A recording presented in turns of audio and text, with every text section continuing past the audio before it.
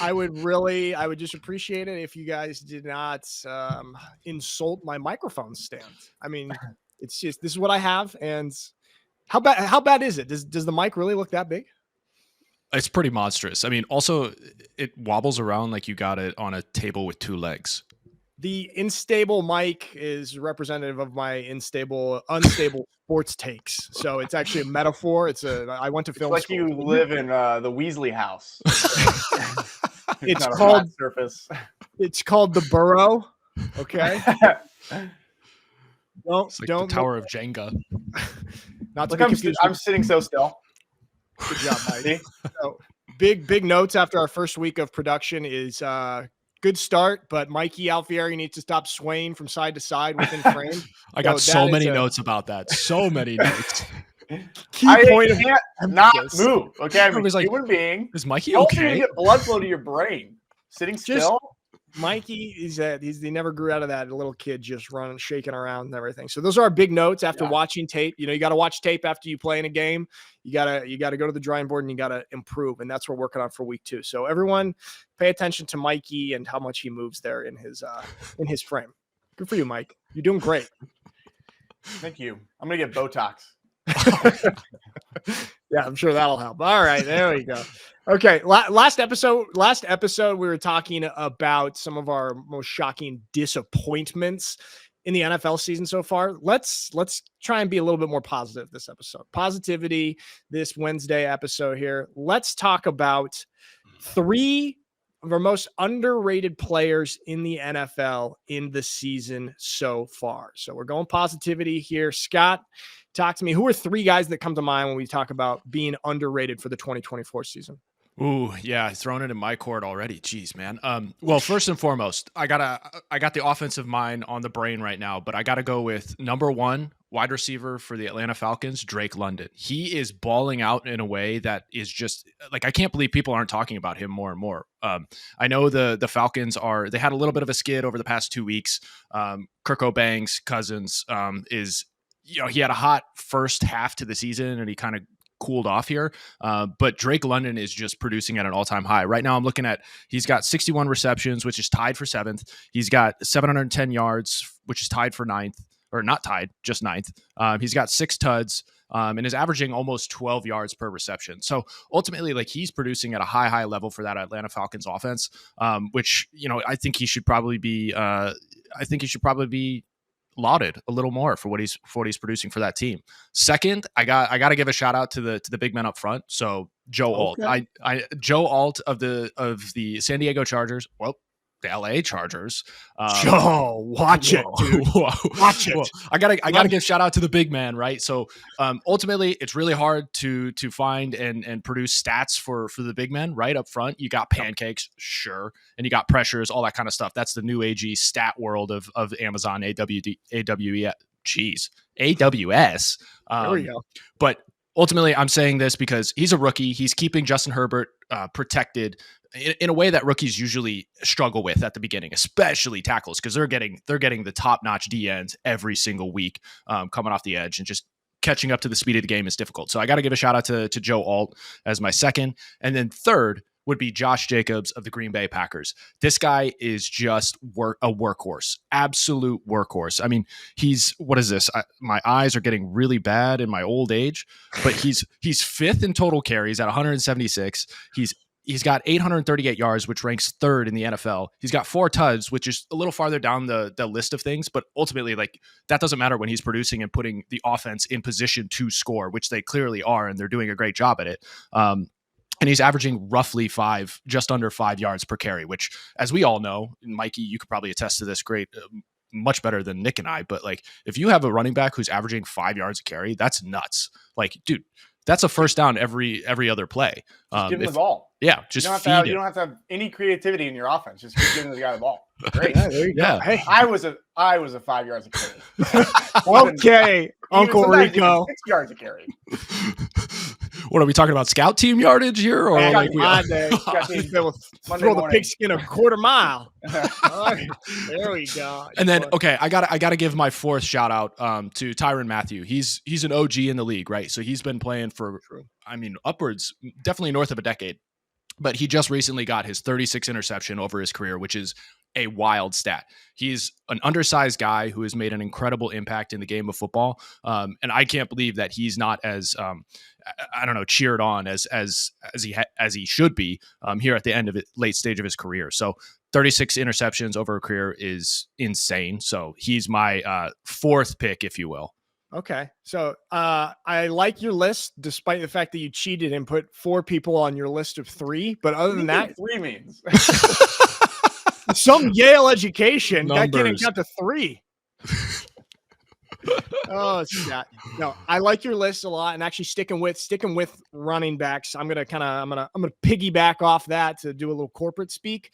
You said Josh Jacobs. I think he's third in the NFL right now. I'm going Chuba Hubbard, who is obviously the Carolina Panthers running back. He's 4th in the NFL right now. Josh Jacobs, he's getting a little bit of buzz, but not nearly as much as like the top 2 running backs, Derrick Henry and Saquon this year. These guys are getting a ton of notoriety, and rightfully so. But Chuba Hubbard, he's averaging 5.1 yards per carry. He's 4th in the NFL with 818 yards so far. In they've won 3 games, and 2 of the games that Carolina has won, he's rushed for over 100 yards. And in the other one that they won, he still rushed for 72 and had 2 touchdowns. So very, very impactful. He just does not really get talked about so much because the Carolina Panthers are incredibly abysmal and depressing to watch. And so it's actually very understandable. But we got to give a shout out to Chuba Hubbard because he's playing hard on a very bad franchise. Got to touch on the defensive fellas and give a little bit of love to a linebacker, Zach Baun. This dude is obviously the linebacker for the Philadelphia Eagles. He's on a 1-year contract with the Eagles. He played for the New Orleans Saints for the last 4 years. And in 10 games this year with the Eagles, he has more tackles than he had in 4 years with the New Orleans Saints. Vic Fangio, the DC of the Eagles, apparently handpicked this dude out of free agency and said, I want him on this defense. He is the most productive player on what is arguably the best defense in the NFL. I mean, this defense is, I think they're 1st in yards allowed, and they're like 5th or 6th in points allowed. And so he is, I think, like 3rd in the NFL in total tackles. So he's incredibly productive. And last week against the Commanders, this was a pretty big win. He had 15 tackles, and he had the play of the game that really sealed the deal. Here, Scott, can you pull this out? I'm sharing this tab here, this play that he had. This is on 4th and 2, okay? Jaden Daniels trying to pick up that first down. And as this repeat here, 1 second here, if we can see, he's right here at the top of the line of scrimmage. He defeats the offensive tackle right there. Perfect shed, and then makes the tackle. That's beautiful. It's not a flashy or sexy play, but that's fantastic defensive football right there. Yeah. This dude needs to be talked about a little bit more. And then lastly, maybe a little bit controversial, back to the offensive side, I'm going to go with Kyler Murray. Whoa. Oh, yeah. Okay. I think that we're kind of overlooking Kyler Murray and the Cardinals themselves because they started off 1-3, not great. He didn't start off great. He's thrown 12 touchdowns to just 3 interceptions, which is not spectacular. But with the QBR rating, this is ESPN. This is different than passer rating. QBR is like a more in-depth rating of the quarterback and takes into account a few more metrics and statistics. And it tries to have the kind of the most accurate picture of how a quarterback is performing in a football game. So here are 3 of the top 4 QBRs this year. It is Joe Burrow, Lamar Jackson, and Josh Allen, right? These are 3 of kind of the top. We're talking about these as like the current Mount Rushmore. Well, the other guy in the top 4 is Kyler Murray, and he's actually 3rd. This guy is actually playing great football. He's not having flashy, sexy statistics in terms of yards or anything like that. But the QBR, he's being very efficient and productive. He's got them on a 4-game win streak. Sometimes I think we kind of overlook and forget the Arizona Cardinals out there, but they're sitting atop the NFC West right now. And I think Kyler Murray deserves a little bit of credit. What do you think, Scott? Wow. Yeah, Mikey. Yeah, Mike, what do you think? Mike can think? I can talk? Talk. Go ahead. All right, let me think of some things. Okay, you go. Yeah, we'll come back to you. I'll jump on it. Well, first and foremost, I'm floored. Call me color me shocked. Let's call that Kyler Murray here. He's in your top 3 there. I'm glad that you know what the number 3 is and only had those, but he's now that you mention it, he's playing out of his mind, and he's finally coming into form, which everybody was waiting for and hoping for. He really didn't show much promise outside of a few like great games in the first, call it 2 years. But it is impressive to see what he's doing down there with Arizona. Granted, that division is pretty garbage, as we've spoken about before. And so it's anyone's division to win. But the way he's playing, he's outplaying Stafford, and I think they actually have a real shot to steal it. Also, I love the Chuba Hubbard pick. Is that how you pronounce his name? Chuba. I keep messing it up, but that's why no one's talking about him. The guy, the running back. I don't know his name. Yeah, no. He's doing an incredible job. And you're talking about being on a really bad organization at this point in time.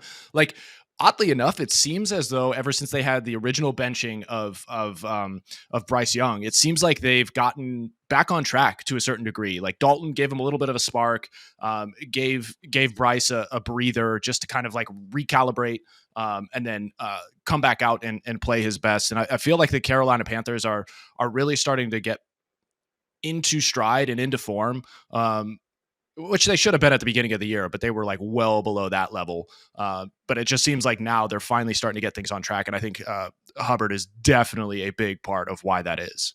Yeah, dude. And I think so too. And like a few teams right now are kind of circling the toilet bowl here, maybe getting into the tanking situation to try and get that number 1 pick.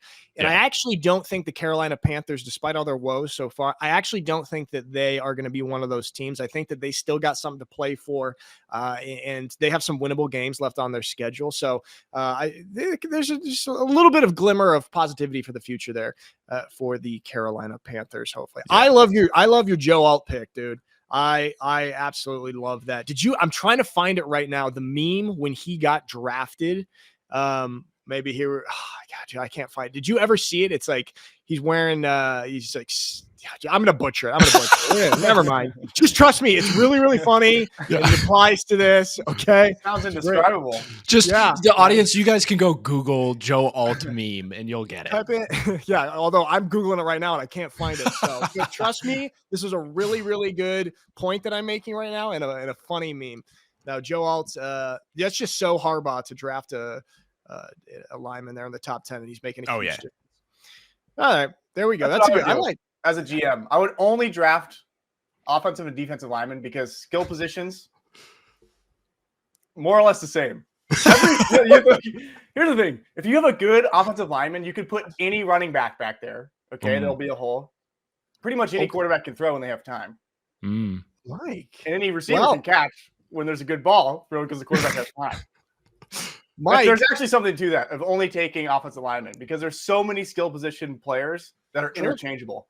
Yeah, I think that's actually there's actually a lot of credence to that point. I mean, that's kind of what's happening out here in Europe in the European League of Football, is that good quality offensive linemen are so rare and so hard to find. And so offensive linemen here in the ELF world are actually now making quite a bit of money in ELF terms. So finding an offensive lineman is tough. Mikey, you being a GM, that's perfect because there's an opening. There's a job opening in the NFL. Scott, can you go ahead and share this big news coming out of the Big Apple? Whoa. New York Giants have fired GM Joe Douglas. He's been there since 2019. This comes, like 1 month after they got rid of Robert Saleh. Mm-hmm.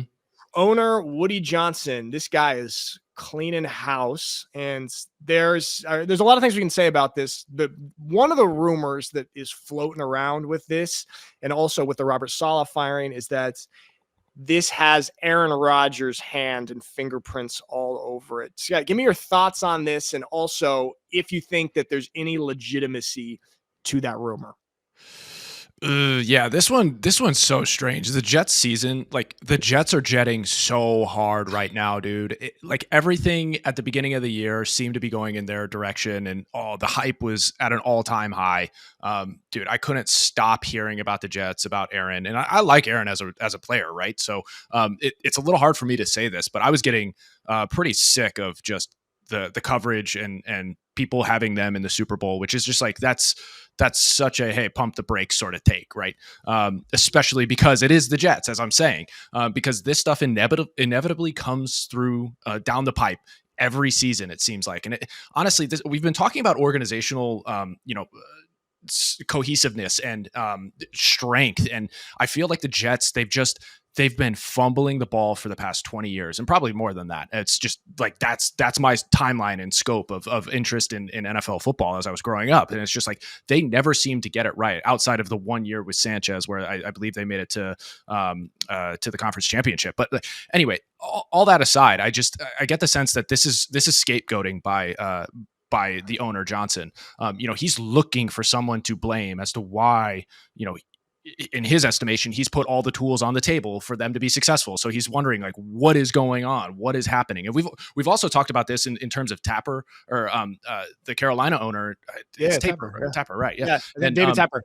Yeah, exactly. And we've talked about how he's been in like hands-on almost to a fault, as has Jerry Jones and a multitude of other people. But it seems as though Johnson is just trying to take this into his own hands. And, he can't, as a business owner, as successful as he is, he's a competitor in that nature. So when he sees his organization or his investment just failing, he's going to try and right the ship immediately. And like him talking about potentially having benched, there are rumors out there that he wanted to bench Aaron Rodgers after week 4, dude. Week 4. That's his 4th game coming back from an Achilles tear. And I just get the sense that the organization is just reeling right now. And this is just another product. Someone's head had to roll in terms of how Johnson was looking at this team. First, it was Saleh. Second, it was here, the GM. Who knows what's going to happen here in the next couple of weeks? Because, boy, the wheels are falling off terribly. Dude, absolutely. Put this up for me, will you, Scott? This tweet that I'm sharing right now. These are some of the picks that Joe Douglas has drafted. These are notable, like high quality draft picks that he has made in his tenure. He's been there since 2019, I believe. Yeah. Granted, he did miss on at least one quarterback, Zach Wilson, coming out of BYU. That's definitely a miss. And kind of remains to be seen if he's missing on Aaron Rodgers, if getting Aaron Rodgers is a miss. I know it's not a draft, but it's a free agency. But so those are kind of 2 blemishes, or one current blemish and one potential blemish against him. But he has made good picks. You know what else is interesting? His contract was due to be up at the end of this year. So that's like what, seven more weeks. And his contract would be up. But Woody Johnson decides to fire him in the middle of the season. Like, we see coaches get fired mid-season. It's rare, but it happens. But it is especially rare to fire a GM mid-season. And this just screams that it is just an absolute fire at the New York Jets, man. I don't know, like, what do you think about an owner like Woody Johnson? Like, this guy is the heir to the Johnson and Johnson fortune. Like what makes him think that he actually has the knowledgeable and tangible football ability and understanding to be making these choices? Like, this is just such a, I don't know, impulsive move, don't you think? Yeah, this is again, I think this goes to my comment about the businessman seeing his business run poorly, or at least in his estimation run poorly and failing, and it's just him not being able to help himself and needing to jump in. And just like there's no business, or excuse me, no football acumen that he brings to the table, but he's only viewing this as a business. And he's like, okay, this tool that I've brought to the table somehow broke and isn't working. So let me replace it, or let me try something else in the tool shed to see if that works. He's just, his hammer broke. So he's just trying to grab anything, a wrench, anything to try and nail that nail into the wood or something like that. So I don't know. It's kind of nuts to see this, but it's not surprising, especially as I said, when business owners owners acquire an organization and want to run it like a business, because there are a whole lot of elements that come into play here when we're talking about a football team and an organization with 11 guys on the field that need to be doing their singular job in order for the entire team to succeed, or at least that half of the ball to succeed and move the ball down the field. And it's just, I don't know if he fully understands that, and it's something very difficult to understand unless you've experienced it in real time. Dude, it's crazy because you can even talk about, okay, he missed on Zach Wilson, but time will tell, right? Yeah, he missed on Zach Wilson at the Jets.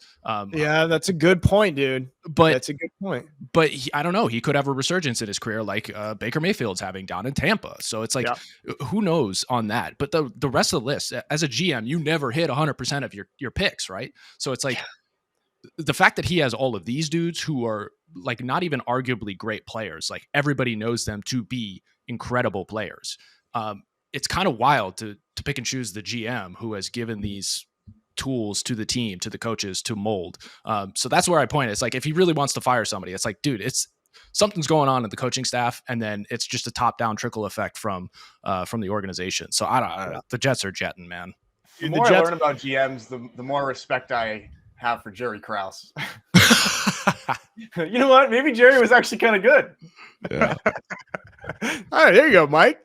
The thing is, like, sometimes the best decision to make is to not do anything at all. Like these really, really wealthy NFL owners, like, things are not working out well. You want to fix it. You want to do something to change it. And so you want to do an action because that feels like you're making progress there. But a lot of times in these types of situations, not just in football, but in life, the best move is to actually do nothing at certain points. And you see, like, after they fired Saleh, I don't think, have they won a game? They have not won a game. And even when Saleh was still the head coach, they were about to play the Bills. And if they won that game, granted, they probably wouldn't have won, but they were in position to be first in the division if they won that game. So it wasn't like entirely a huge disaster.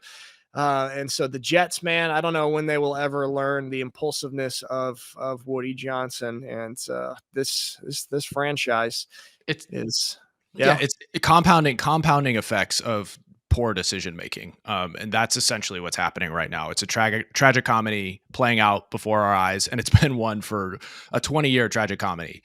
Just each chapter is a new a new play or whatever in this entire saga. So, boy, the Jets need to get out of their own way. Woody especially.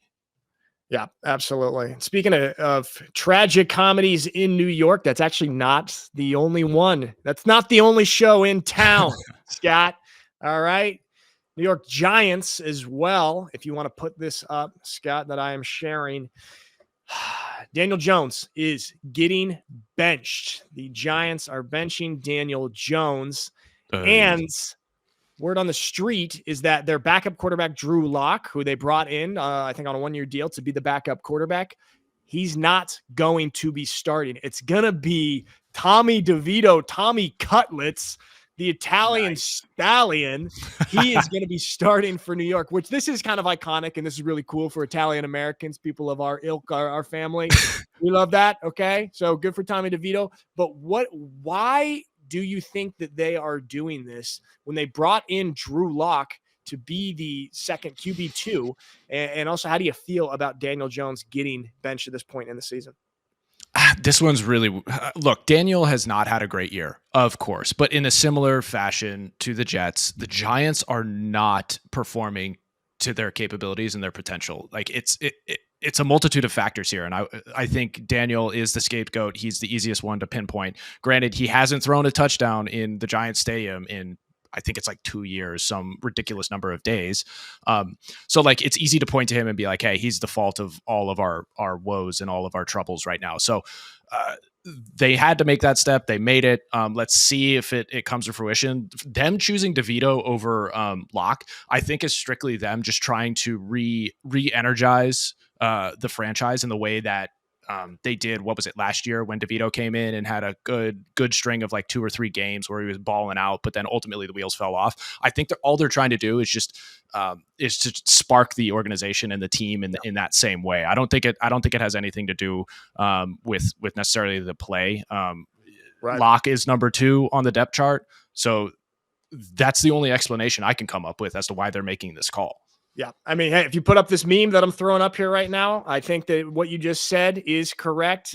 It is to spark the organization, and it just creates some sort of excitement around the organization, because DeVito is like a fan favorite. He's a local kid. He's a hometown. His last name is DeVito.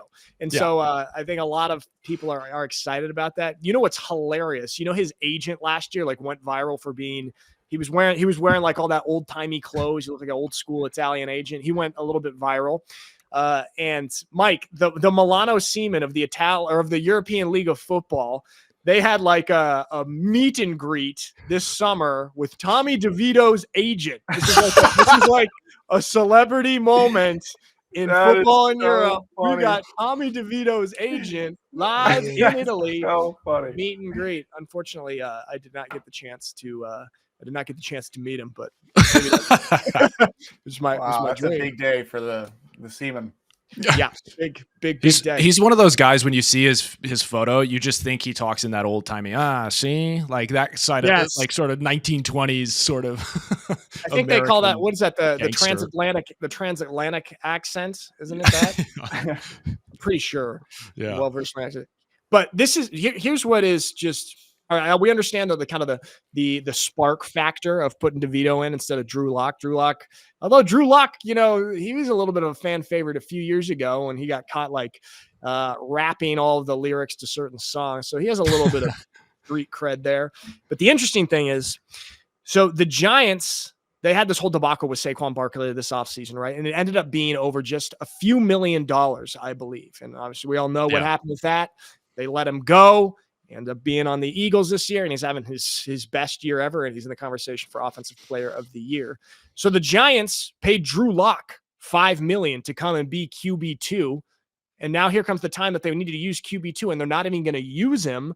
Doesn't this seem like kind of a waste of $5 million that you could have thrown Saquon's way to keep him happy and keep him in the building instead of getting rid of the face of your franchise and the fan favorite player? What do you think about this? Is this on par with the idiotic decision-making of the New York Jets? Definitely on par. I think they're feeding off one another. They're way too close to one another in New York City, as is everybody who's living in Manhattan. They're on top of one another. But anyway, I think like ultimately this is just a lack of maximizing your investment in Locke, right? So like, of course, you put the $5 million to bring him in. The season's not over, so it's not necessarily a complete waste. It's just like, what's going on here? Why even have him as slot number 2 in the depth chart if he's not going to actually take that role and take that place when the time comes and when it's needed, which is now. So I think it's a lack of maximizing that investment that was made, which was seemingly logical. But ultimately, it's just, the Giants are gianting. Jets are Jetson, Giants are gianting. New York City it's a dark year in New York City football. I mean, just biggest city in the world, most money in the world, and both franchises can't figure it out.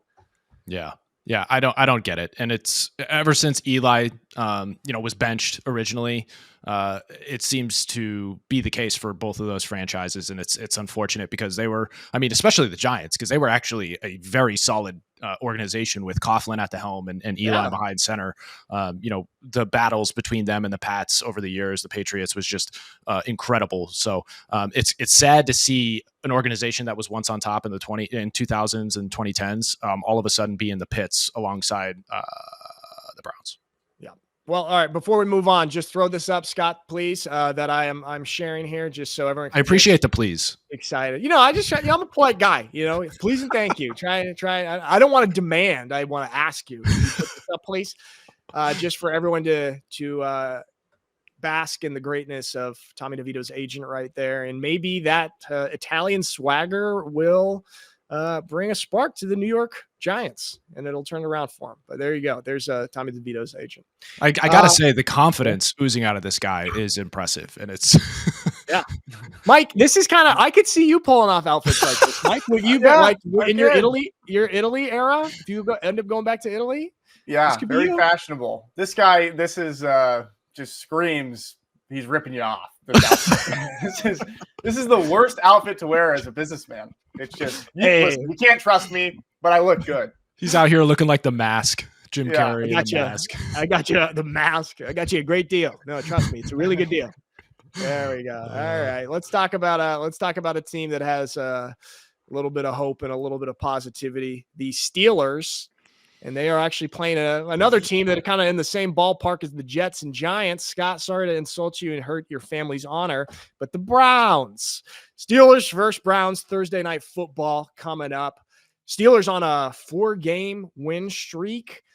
They're hot in their Russell Wilson era right now. But we got this Thursday night game coming up. I was looking at the spread. It's actually just 3.5 points. And so I actually expected it to be a little bit wider. Okay. I know, sorry. Hey, just a little bit, maybe 7, maybe 6.5. I don't know. But what are your thoughts on this game?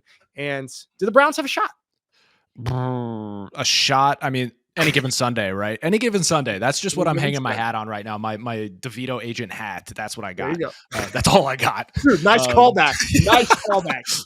This guy studied at the comedy school.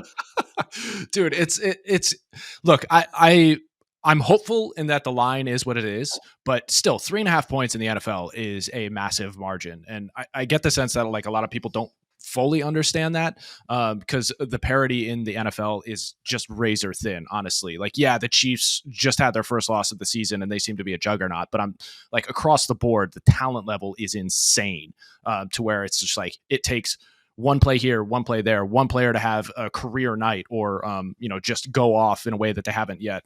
So it's that 3.5 points. I'm like, yeah, on paper, it's like, oh, we got a shot, but really that's a monumental gap. So I am hopeful, but like pessimistically hopeful, if that's even the oxymoron there. That's an interesting emotion that you just invented. Yeah. So it's I don't know. The Steelers are playing out of their mind right now. And it's, we've mentioned it before, Russell Wilson stepping in midway through the season, Justin Fields doing what he did at the top of the year was incredibly impressive. But I got to give a shout out to Artie Smith, like I did, the OC that just came in this year after being head coach at the Atlanta Falcons. And I also got to give a shout out to I'm blanking on his name. Oh my god, what's his name? Who are you thinking of? We're live, out. Scott. We can't do this, dude. Live. Oh man. Oh no. Oh man. Line? Yeah, Mike, help. No, I forget. But anyway, they're playing out of their mind offensively. So like Artie Smith has gotten their offense on track. Tomlin always has their defense like ready to go and ready to play. So that's never been really a big issue. So I don't know. The way I'm looking at this is, like I said, pessimistically hopeful. Will you throw this up, Scott, please? Yeah. This graphic, the Steelers running back Najee Harris is 13 yards away from being the 6th all-time in rushing yards in team history. He's only 26. It's just his 4th season that he's off to a fantastic start, and he's a big part of that offense, being able to run the ball and open things up in the passing game. I mean, now that Russell Wilson is there, like at the start of the season in those first, 6 games when Justin Fields was playing, Fields was throwing the ball, but maybe 150 to 200 yards per game. It wasn't anything spectacular. The team was really relying on the run. But now here with Russell stepping back in and his passing ability just being a step or two above Justin Fields, and the combination here with Najee Harris being able to get it done on the ground, and then that defense. Also, the thing about the Steelers is like they do find a way to win different types of games. Like we saw last week, they just won a game by scoring no touchdowns and having 6 field goals. But we've seen them win Steeler win of all time. Yeah, what? That was such a Steeler win. We've also seen them win kind of shootouts. If I'm remembering back to Sunday Night Football a few weeks ago when they played against the Jets. So like they're able to win in multiple different ways, which is the sign of a good team.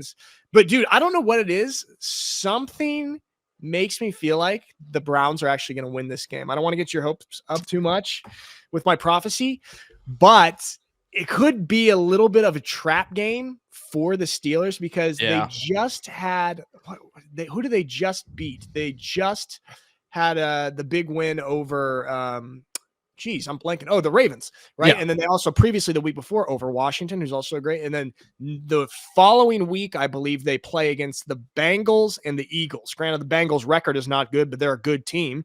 Yeah. And so it could be that they're maybe overlooking the Browns right now and possibility for a trap game. What do you think?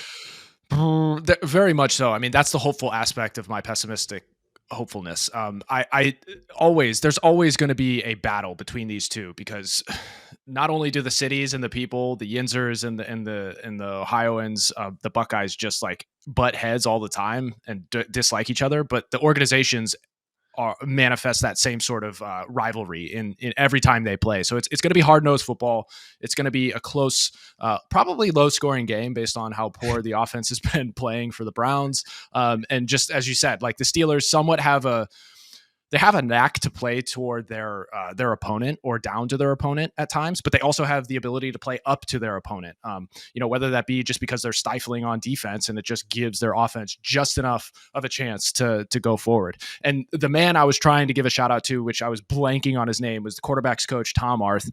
He played under Peyton Manning, coming out of college from John Carroll. He's a Cleveland dude through and through, but it's funny that he's now with the Steelers and helping that quarterback's room alongside Artie Smith, just shore it up and make sure that both whenever Fields is on the field or Russell Wilson is out there, it's something to behold, especially this year. And that pains me to say as a Browns fan that hey, the Steelers are actually looking really impressive this year. Yeah, that's tough for you. It's tough for your family. We'll see. I'm predicting it's going to be a 6-3, just a thriller of a game. There we go. We do have to touch. There we go. We do. So that's Thursday Night Football. We do have to touch on our Monday Night Football because Mike, I believe there's a play from Monday Night Football that you were really excited about. You wanted to talk about. It stood out to me when I was watching. Stood out to you. The floor is yours, Mike. Good. That's how I like it. All eyes on me. All right. Here's what I want to highlight. Cowboys versus Texans. The Cowboys, obviously, organization is in disarray, as seen by Jerry Jones' comments on the stadium. It all starts with lighting in the stadium. Okay? That's where it starts. And then now it's trickled down from there. 10-20. Okay, they're trying to get back in the game. Cooper Rush drops back to pass. Now, this play is the epitome of the Cowboys organization. He drops back, gets strip sacked by Barnett, okay? Fumbles loose on the ground. An offensive lineman for the Cowboys picks it up, starts running with it. Okay, we have hope again. Maybe this isn't so bad. Next thing you know, number 5 for the Texans come back, strips him. Another fumble. Barnett picks it up, scoops and scores. It's just absolute chaos of a play, and it is perfectly reminiscent of the state of the organization. And I have a picture, okay, that will support my point. It's a very simple picture. You have to use your imagination here. Yeah. Now, the Cowboys, Dallas Chaos, Cowboys. What is this, you may ask? What is this beautiful drawing? This is the piece of the roof of the stadium that has fallen onto the field before the game. The Cowboys organization is literally falling apart, okay? And this is the final symbol. Where do they go from here? I don't know, but that play summarizes what's going on in Dallas. There we go. All right. Hey, you know what? They could take that piece of the roof that fell down and just shove that right in front of the windows, and that'll start solving the problem. I mean, there's your curtain. Goodness gracious! Scott? Could you share the play real quick so we could get a look at it of the play that Mikey was describing in great detail here? Oh yeah, it's a double fumble. This dude who got the forced fumble and then the scoop and score, all right, here it comes from the top. Here it goes. Oh, wait. What is going on? That's all right. Okay. There we go. Nice. Boom. And then he gets to scoop it himself. Big boy rumbling on in, and it is good. It's very, very reflective of the Dallas Cowboys organization as a whole. Now, this is an organization that is possibly going to have the number 1 pick next year. Rumors are, and I don't want to get too deep into this. Rumors are maybe a Shedeur Sanders, Deion Sanders combination headed to Dallas. We shouldn't get too far into this, Maybe we talk about this more on Friday, because Mikey, I know you had, in addition to your marvelous minute, you have a couple questions that you've prepared for the class. I did. I did some homework, actually. I never did it in school, but I feel it's appropriate to do it now. Good. Better late than never. The modern age of the game. All right. We're getting away from the physicality of football. We don't have 2-a-days anymore, in high school, even in college. There's more 7-on-7. It's more skill oriented. People don't care as much as just getting bulk and getting big. It's about speed and the craft. Do you guys think today are athletes more intelligent or skilled than ever before? Scott, you want to take this first? Yeah, I think we would have to qualify what we mean by intelligence. So if we're talking about IQ, that's a different conversation. But if we're talking about football IQ and the Football game, IQ. yes. Yeah. So the football IQ, I get the sense like, look, I'm kind of falling into the camp of what Tom Brady has been pretty vocal about over the past, 5 years or so. Where he's been on numerous occasions coming out and saying like, hey, look, we've dumbed down the game to a point at which like players and quarterbacks specifically, one, we expect so much out of them right off the bat. But the problem is that we haven't in the lower ranks taught them how to play the game the right way and taught them how the game flows and the intricacies of schemes and so on and so forth. It's just becoming more vanilla and relying on the athleticism of the player, which like to a certain extent is totally valid and totally, something you want to do as an organization.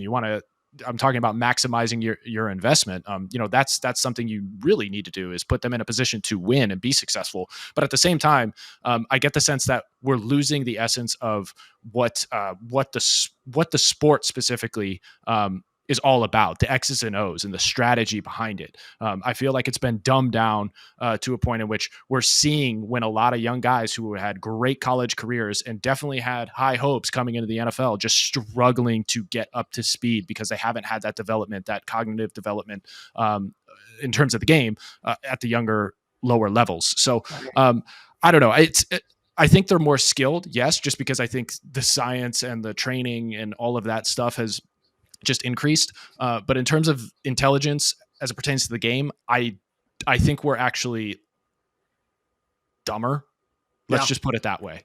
Yeah. I feel like, especially when you're talking about like young quarterbacks, that there is a massive step back in developing. And even, like some of these veteran guys talking about how young quarterbacks getting into the NFL today they have arrested development in their great show, by the way, in their ability to read defenses and to dissect NFL defenses. Now, I'm with you on that. When it comes, like, I always wonder this, and this is like not just specifically for football, but for like all sports, especially, we had the Olympics this past summer, and you look at Jesse Owens, who was the fastest man in the world in 1936. And I believe he ran a 10.2 100-yard dash or meter dash, excuse me. Fast forward to today, in 10.2, you wouldn't have even made the finals at the Paris Olympics this past year. Right. Usain Bolt's, I think his most recent was like a 9.77. And this is very, very common now for world-class sprinters to be running under 10 seconds. So in terms of skill or ability, I always wondered, are people just getting better at their sports as time goes on? And so I did a little bit of research about it, and they did there's an experiment here of like a long-standing bicycle race record, not the Tour de France. You know me, I don't know all my bike races by heart. I know Mikey, you do. Mikey's got all his bike races. I have a lot of posters in my room. He's got all his posters. But there was a record set in the 1970s by this cyclist, excuse me. And they said that the federation around it said that in order to beat this record, modern cyclists had to use the exact same equipment that this guy used in the 1970s for it to count as them beating the record, because we've seen all the technology improvement in sports, and certain sports require more technology and equipment that can really benefit athletes, and cycling is one of them.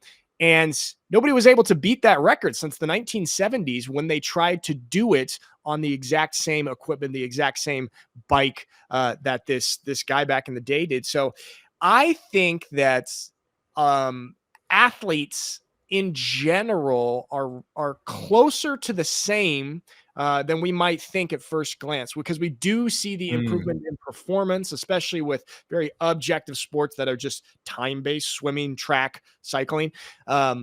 And I do think that more of that actually has to do with the surroundings. And it's kind of just goes off what you were saying too, Scott. It's like the developments or the technology, excuse me.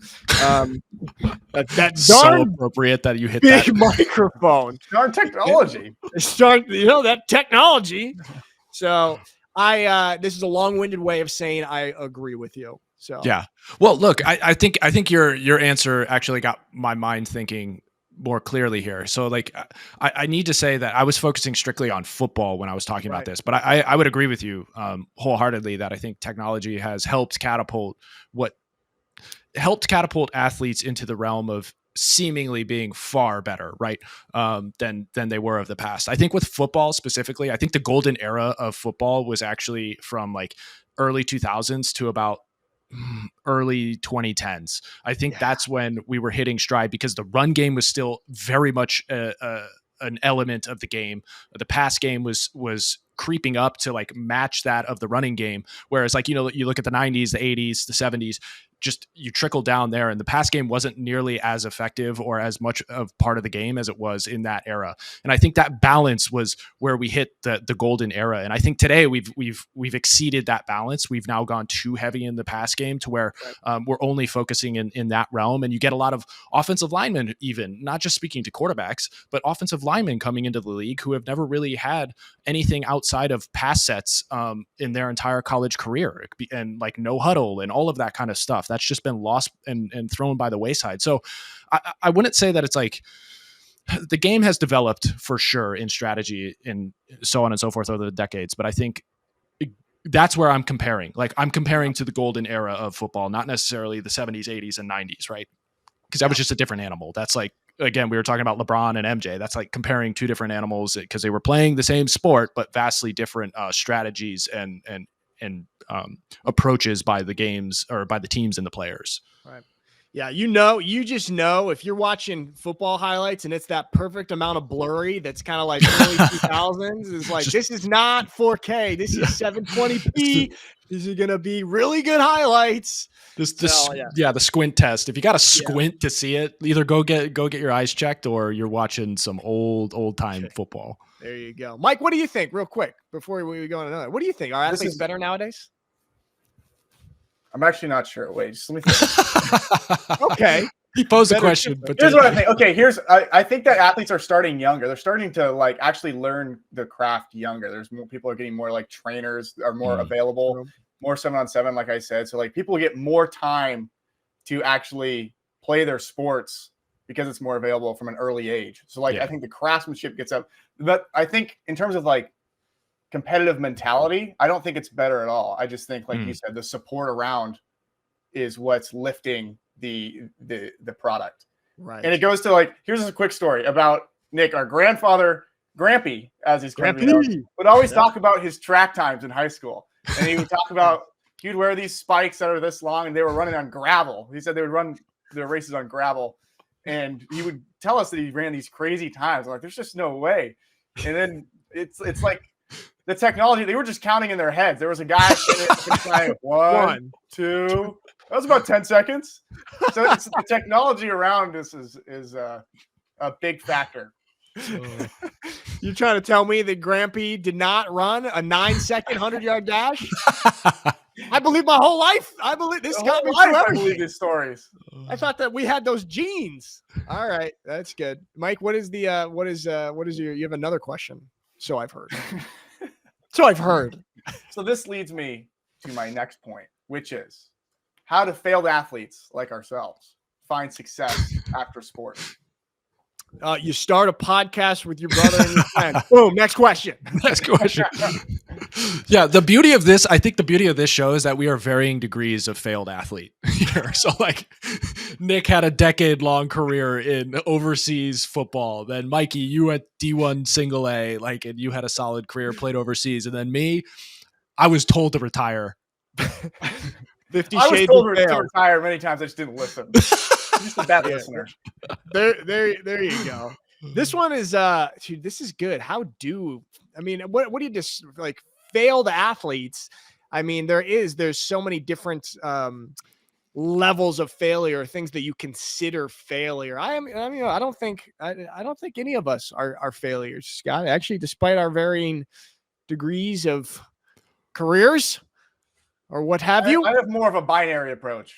Okay, Mike, what is make it? the NFL or not? And that's that's my whole thing. Yeah, that's Didn't make it. All right, I failed. The whole goal. That's the whole goal. Since you're little, if you didn't make it, then everything else is just. You mean to tell me your childhood dream was not to play in the Italian football league? No, it's like when an actor's at the end of his career, he has to go to Italy to film the spaghetti westerns. Yeah. That's us going out to Europe to play football. This kind of, on a serious note, I think this kind of wraps back to the stuff that we were talking about on Monday.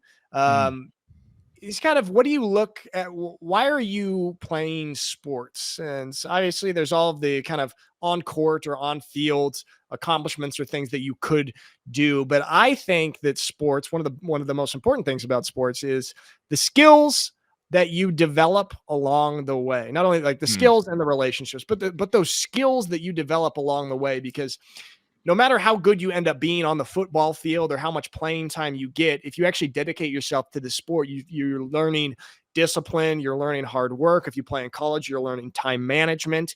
And so I think you kind of have to reframe the way that you look at sports, because even if you didn't score 20 touchdowns in a season, you develop these lifelong skills that you will use for decades after you're done playing your sport, whatever that may be. And so I think looking at this and taking these skills that nobody can ever take away from you now, like, we have these abilities now that we have developed from playing sports. And I think that, yeah, dude, you're like a superpower. Like, dude, I can be on time to anything thanks to playing college football. Okay, I run a 20-yard shuttle faster than you can blink. Yeah, exactly. So I think you got to reframe it like that, of what you consider success and failure. That's kind of my that's my framework on it. What do you think? Yeah, I think that's a beautiful answer, and one that I honestly wasn't thinking about. Beautiful, thank you, Scott. Yeah. No, in the same way, like to a lesser degree, that's like the civilian's version of being trained in the military or going through the process of finding yourself through difficult times, right? So like this is just the athlete's way, like going through the grind, going through the ringer, fall camps, competing on a daily, yes, adhering to times, because if you do not, boy, there are consequences. It's creating, or it's at least instilling some level of responsibility that ultimately becomes innate in how you approach life and go forward and try to succeed. It's something incredible to look back on, because it's so second nature now that I don't even think about it. It's just like, no, this is what you do. Like there's no ifs, ands, or buts. It's just, that's how you approach a task. That's how you approach a challenge. You try and you do your absolute best, and you're as diligent as you possibly can be in that moment and trying to succeed. So it's I think you're speaking to something that's incredible, and I think you can extrapolate that out into the work field. Like, not everybody has that same sort of mentality, especially if they haven't gone through the rigors of especially collegiate sports. And then secondarily, if they were lucky enough to go to the professional level, it's not ingrained in everyone. And like I said, it's the closest thing I think you can get to going through the military and learning that stuff in a very real way. Especially if you're in combat zones, like it's life or death if you do not do those things. But I think you're right. Gaining those, call it superpowers, is something that helps athletes find success. And as we were speaking to last show, like, having the development or wherewithal, hopefully you've received it from your coaches and your coaching staff and the university that you go to in that organization, to start thinking forward. In terms of like, hey, what do you want to do in this world, in this life, and the skills that you have been granted, how do you maximize them? The gifts from God that you've been granted, like, how do you go about maximizing them so that you could do your best in this life? And ultimately, be thankful for what you've been given, and again, maximizing it as much as you possibly can. So I think sports is one of those ways that you can really hone that skill set, and take it into life in any degree. Yeah. Hey, I think your answer was beautiful as well. Okay. Oh, Mike, You're what do you gonna think? hate my answer. Here we go, Mike. I could see Mike just grimacing at every word I was saying. He was just like, Mike hated "Oh, both our no." answers so much. What was the question again? You asked it. How do you find success? Yeah, I agree. I agree with these points, but I also think enough with these moral victories. I think look at it for myself. I look at it like, yes, I failed. The goal was the goal, and so I'm going to take whatever the approach I took to try to get to where I wanted to go and didn't work. I'm going to look at that. Yes, I'll take some moral victories, but I'm going to look at it like, okay, that wasn't enough. Now for my next thing, I have to double what I put in for football because I failed. Yeah. And so I think having a balance of that mentality where like, okay, I'm happy with the progress I made, but ultimately I didn't get to where I wanted to go.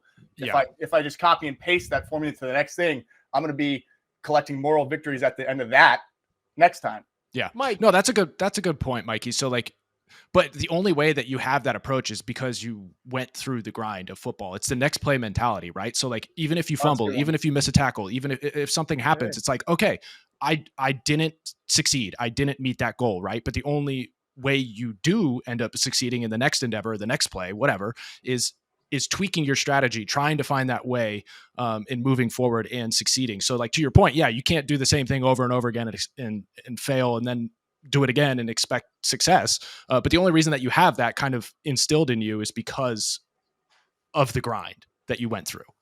Mike, that's beautiful. Okay, a lot of beautiful answers. Mike, I have a good point after. Okay, so anything I got you're another good Gen point. Z, Mike. You grew up in the participation trophy era, so everyone's a winner. You got your trophy. You won. Good job. There's no competition. Thank you. Here's what I'll say about football. Okay, right. Football more so than any other sport, like the pursuit of the top in football. There's more uncontrollable variables in football than any other sport in terms of like the system you're in, injuries, whatever, versus like if I'm supposed to be a tennis player or a basketball or whatever, you have the variables of making it to the top you have more of those that are actually in your control.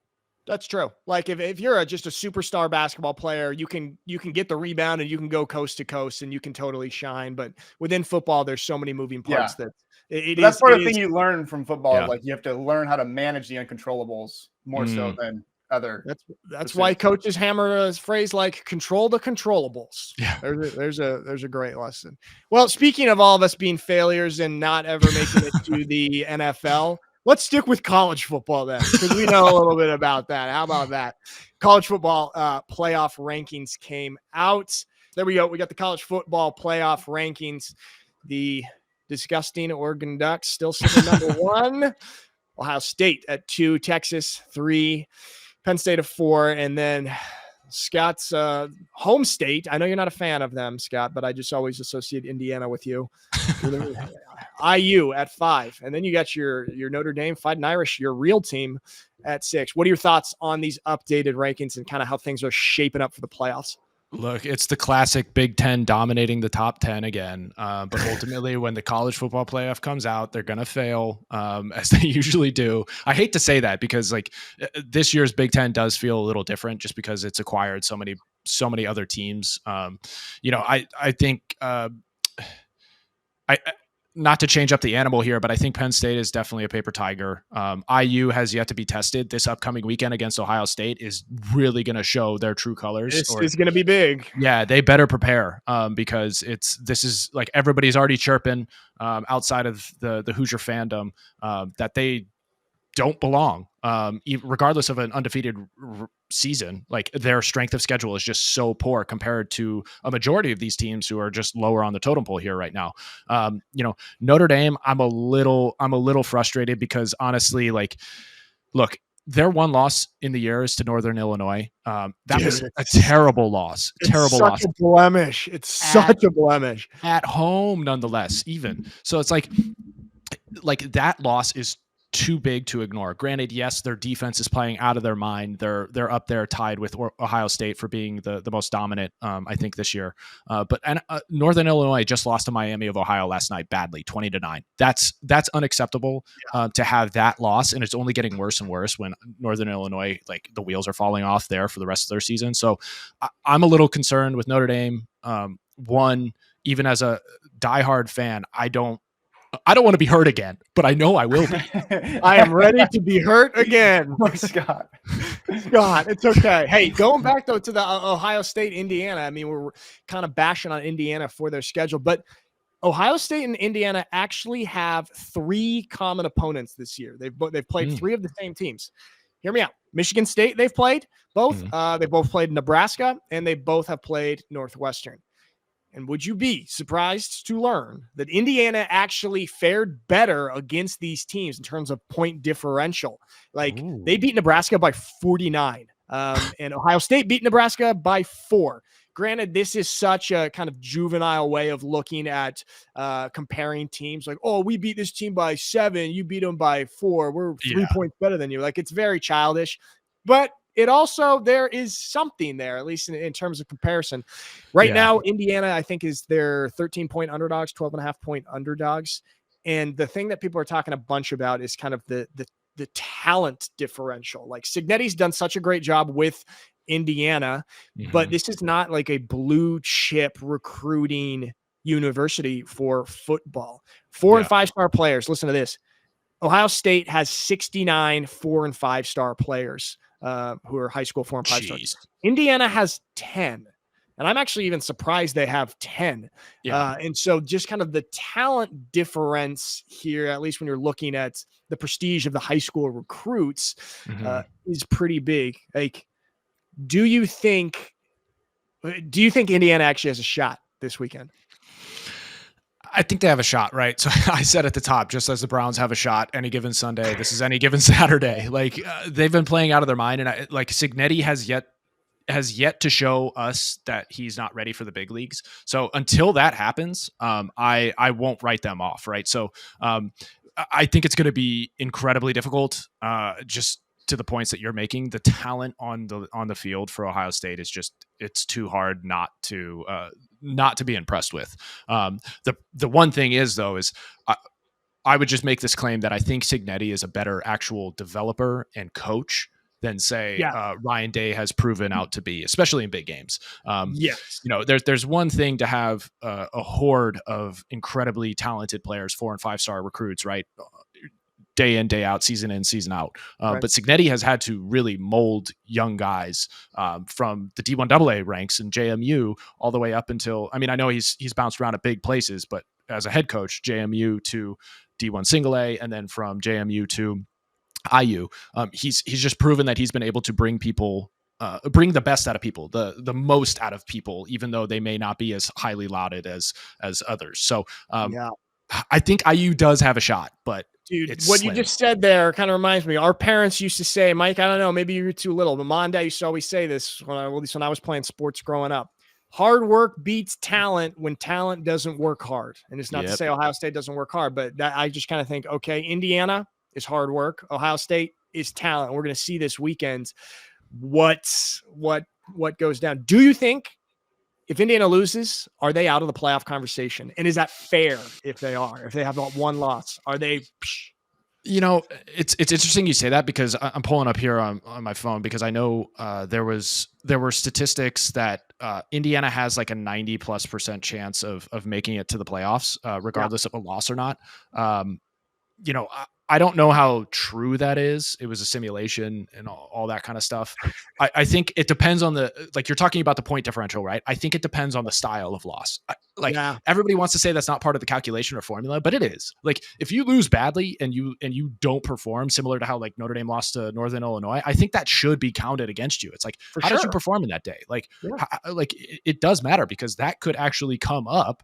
There is such a thing as an impressive loss. Mike, I know you're going to hate this because you hate moral victories, but there is such a thing as an impressive loss, and there's disappointing wins as well. So that not sorry to interrupt you, but like if it is a very close game and Indiana loses by 3 points and they actually play well, then they certainly deserve to stay in that conversation and not drop below the top 12. For sure. And like you're talking about impressive losses. I mean, Bengals Chargers was case in point right there. Yes, binary, you lost. The L goes onto the page, but ultimately it's just like, dang, dude, that especially with the CFP where things seem to be, yes, somewhat objective, but there is subjectivity that seeps into this. So like, I think that actually does need to play a part into the college football realm, which it has throughout history. Like even as a Notre Dame fan, I understand that there's some objectivity that's trumped the subjective nature of some of the teams that have ended up going to the CFP when they probably shouldn't have. There were better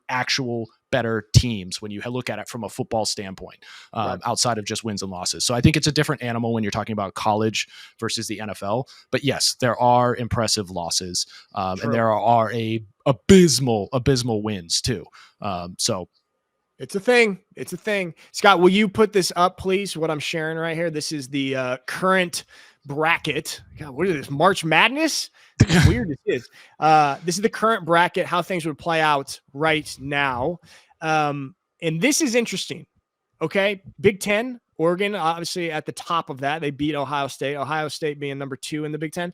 One could argue that being in Ohio State's position as the number 2 team coming out of the Big Ten is actually better than Oregon, because look at this bracket right here. Oregon, granted, they do get the bye, which is fantastic, but they are going to have to play the winner of Alabama, Notre Dame, which, sorry, Scott, I think it's going to be Alabama. And I think Alabama is ranked a little bit too low.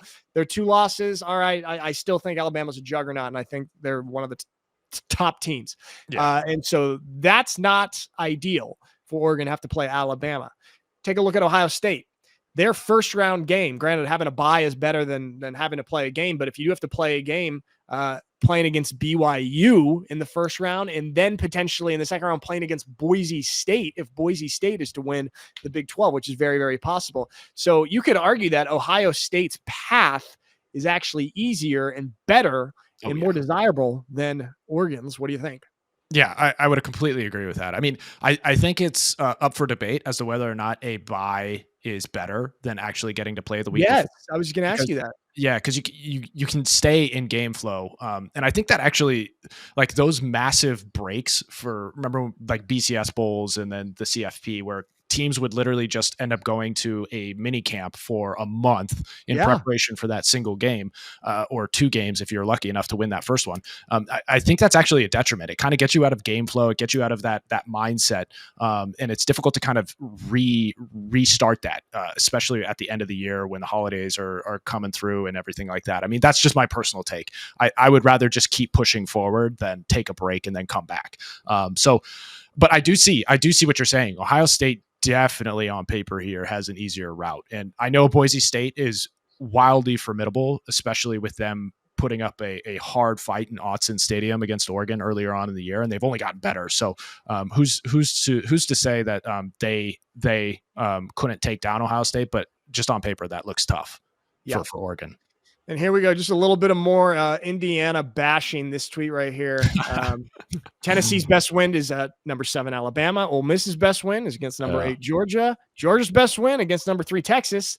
Bama's best win against number 8 Georgia. And Indiana's best win is Nebraska. Granted, to give them credit, they smashed Nebraska, which Ohio State did not. So I know we're in the world of Indiana bashing, but I'm super excited for that game this weekend. And I'm hoping that Indiana can at least keep it close and prove that they do belong in the conversation. Yeah, dude, it's the classic underdog story that everybody, even though they may not like to see it, they want to see it deep down.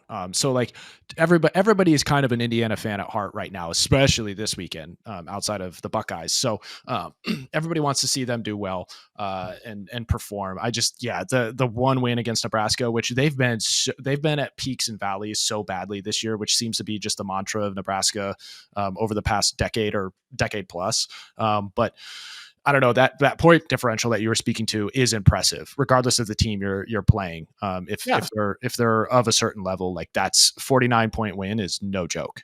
Yeah.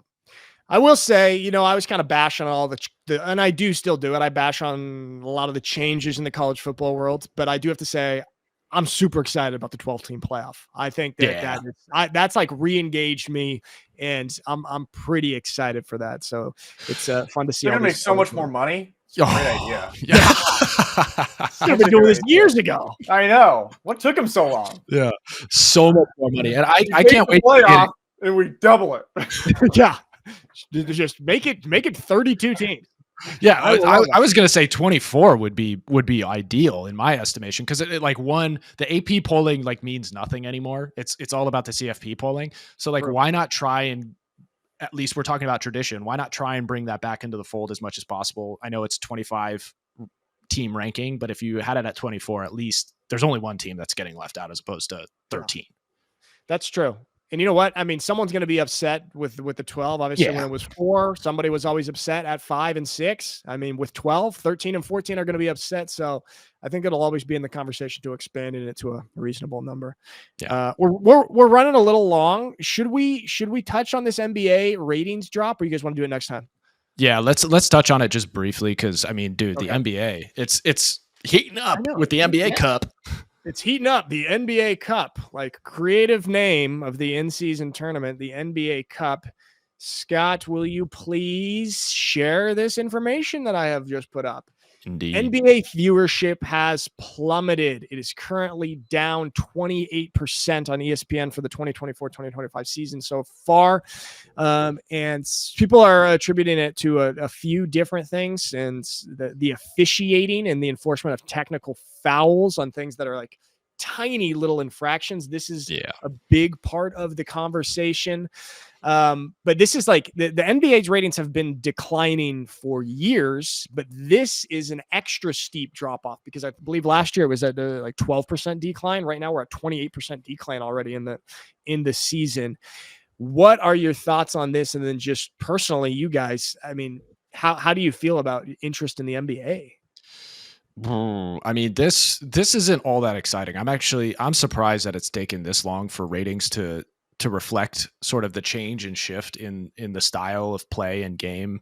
I feel like this has been a damning trajectory for the NBA for call it a decade. It seems like, when you start turning it into a game of trying to draw fouls, which like to a certain extent, like that's part of strategy and part of the game. But when it starts becoming so blatant and so over the top, it's tough to watch. So I'm talking about it strictly from like the players' performance. And then it seems like people are saying like, oh, it's because refs are being too stringent on technical fouls when they're ticky tack. And I think they're both at fault here. I think the game has softened to a point in which refs are now calling soft fouls technicals. So it's a compounding effect right now that I think the NBA needs to get a hold of, because it's just turning too much into softball. And I don't necessarily think we should go back to the era of the 80s and 90s ball, but I point to it. The golden age of the NFL was the 2000s, early 2010s. I think it was the exact same with the NBA, outside of maybe those first couple of years with Steph, when he just like reinvented the 3-point shot and the way in which offenses play. I think it's just gone run amok at this point. Right. Scott, will you put up this here? This was called a technical. Russell Westbrook drives, scores, and stares down the defender like a little bit. This right here, technical foul. Yeah. So just Nick, this is the type of technical that you would call, like when you call a technical. Okay, hold on a second. Nick called a technical on our brother Joey in the game. He was reffing one of Joey's basketball games. Oh yes, my! I Beat did. him up in front of the whole family. Threw him out of the game. Family's there. Extended family drove hours to watch this game. Mike, let me defend myself. CYO, Catholic Youth Organization basketball. I'm a high schooler. I'm like 16 years old, and I am reffing the game. And Joey, our brother Joey, who was a hot shot CYO basketball player, he was playing. And funnily enough, our dad was also doing the score clock. So dad was doing the score clock, Mike. I'm the ref. Joey's playing. I feel like there's a lot of conflict of interest going on in this game. The rest of the family is in the stands. Joey says something to me, which I will not repeat right here. He just basically cursed at me. He said, "That's a effing bad call, ref." And so I teed him up. I teed him up right there, and then I walk over to the scores table to our dad, and I say, That's going to be a technical foul on number 23, White. Just trying to be all very, very serious. And I stand by that technical foul that I called back then. It has just ripped mine and Joey's relationship apart for the last 15 years. Devastated the fabric of our brotherly relationship. No, I'm just kidding. He deserved it, and he knows. Did Dad say anything when you at the score clock when you? No, it was so funny because Dad was working hard to be very impartial, and so Dad didn't say anything. He just said, "Okay, got it." Dad does a good job of when he's doing the books there of not chirping or doing anything. He knows. And when I'm a ref of a basketball game, I tell those guys, "Hey, you are part of the official crew, so you have to be impartial." And Dad listened to my authority, my 16-year-old authority at this time. You could drive. Ran mad with the power. Give Nick a whistle. And, don't give me a whistle. Give Nick a whistle in all black shoes, and we're good. Hey, watch out. Hey, I gotta find a photo. Me and Andy, because Andy started reffing when he got into high school too, and we reffed a championship game. We were top of the class of CYO basketball refs a few years ago. They were some of the most sought after refs in the CYO community. Yes, we were. I can only imagine the anger level that Joey displayed for the next week after that game. Oh, it was so funny. It was so funny. He thought, here's the thing. He thought that he was going to get special privileges from me as a ref. But my honor and integrity as a CYO basketball official will not be tarnished. And so I did not give him any special treatments. I think what happened was I called a reaching foul on him, and that's what it was. And he got mad thinking that, don't call that on me. I'm your brother. And he said, that's not an effing foul, Nick. And then boom, hit him with the T. And so, sometimes you have to put CYO basketball integrity above your family. You're like the reverse of Danny DeVito's agent. You are too honorable. Take a bribe. You can take a bribe. Yeah, grease my palms a little bit. So that's the story that happened. But that's so funny. Back to the NBA. I just think a big problem with the NBA, the stakes are too low. The stakes are too low throughout the regular season. Once playoffs comes around, then okay, it gets a little bit more interesting. But the regular season day to day, you got even the players even know the stakes are too low. They're sitting out. They're doing load management, and they're not playing in all of their games. Got to make a change in the NBA. Whether that be, a great thing that they could do is to make the amount of games that you have to play to be eligible for end of season awards, to be eligible for MVP. Yeah. You have to play 93% of games or something like this. Yeah. Just to increase the stakes, both on the kind of the individual level and then on the team level. And so to me, we are American sports consumers. We like story. There's no story in the regular season of the NBA. And that's what they're missing. I went to film school. Can you tell? That's a good point. I feel like they're trying to engineer story though with this NBA Cup, right? I think they're trying their best to make it, okay, if you win this, you get X amount of dollars. And it's just like at a certain point, yes, money does talk to a lot of players and professionals, but it's like we were talking about last episode where it's like that's almost a version of NIL where it's like it doesn't feel as though the soul of the sport, the soul of the purpose of the entire endeavor is there. It's just like that's so transactional, and I don't know what it is that needs to happen within the NBA, but load management, I think, while they've dialed back on that a little bit and made it more difficult for players to sit out just because they want to rest. There needs to be a reason for it outside of just that.